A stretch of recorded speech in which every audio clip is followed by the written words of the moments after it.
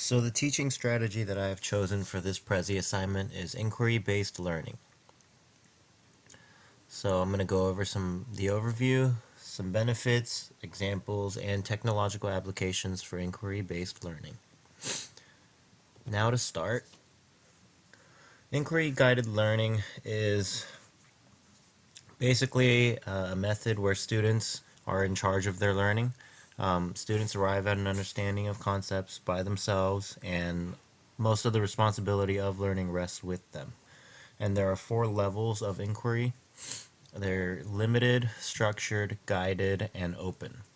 Now, the differences are limited is basically no inquiry, pretty much. It's your textbook approach to teaching, where all of the information is given by the teacher, including the conclusion, and students are just there to repeat it. Then you've got structured, which is your next level up. Now, structured is the type of inquiry where all of the instructions are given, but the conclusion is left open for the students to come up with themselves. Then there's guided inquiry, which in this setting, the teacher gives the students the question. So basically, the topic of an assignment or the question of a lab, and students are left to come up with their own method of finding out the answer. And then the very last inquiry is open inquiry. And for open inquiry, it is completely left up to the student to come up with a question that they are curious about and to come up with their own research methods for finding out the answer to their question. So in this sort of project or assignment, they would think of what they want to do the assignment on. So the teacher can say, okay, we're going to have a group assignment. You can figure out what you want to do your assignment on and how you're going to present your work. This is the most open form of inquiry. Now to go over some of the benefits. First one would be inquiry-guided learning builds students' research skills, which will come in useful throughout their education. Now with inquiry, there's lots of opportunity for students to research their topics.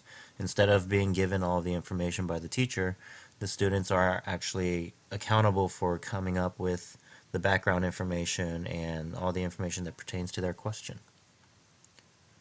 This is a valuable skill when it comes to college education, especially because teachers are not there to give you that personal guidance. So you actually need to have your own skills to revert to so that you can complete your assignments. Next is students have ownership over their education and schoolwork. Now, when you leave the responsibility of learning with the students, they have ownership over the knowledge that they gain, and therefore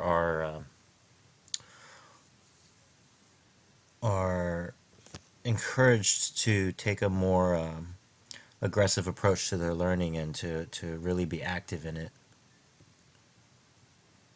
Lastly, inquiry-guided learning engages students and fosters deep understanding through the development of a hands-on, minds-on, and research-based approach to learning. Because a lot of the responsibility is left with the student, like I said, they take a more active approach to their education and they are much more invested in the learning. And so this really gets the students involved, and the more involved the students are, the more permanent and the deeper that their understanding goes. And so instead of just being able to mimic and repeat back the answers, they are actually doing hands-on research, and their brains are completely engaged in the assignment. Now to go over an example, there are 2 examples, and this is the first one. The first example, students will be assigned a research project. The topic and method is up to them to decide. So the parameters of the project can be, they will have to do a project on their favorite scientist, or maybe you just leave it up to them to decide what topic they want to do.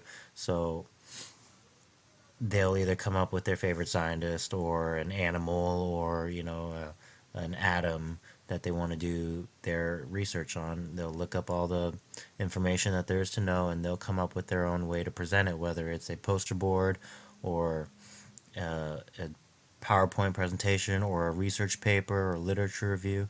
It is completely up to them. So this would be a form of open inquiry. Next is the second example. Students are given the parameters and directions of a lab but are left to make their own conclusions. So this is more of a classroom type activity. So students will be broken up into groups, and then they will all have or all be set up at their own lab stations. And the directions are given, but the students use the information and observations that they get from the lab, and they make their own conclusions about what happened. And the technology application, oh sorry, I skipped the last technology application. The technology application for this one is that students can share their research ideas and information that they find. They can also use wiki programs to share these findings with each other. Now back to the second example. Students, so once they've done the labs and found their own conclusions, students can share their observations through a community discussion board. They can also present and compare results and then discuss any differences. And this will really get their brains going into analyzing what really happened and really encourage that deeper understanding and critical thinking skills. So that is the presentation. Lastly, there is this video right over here. It's a great video on inquiry guided learning. Go ahead and take a look.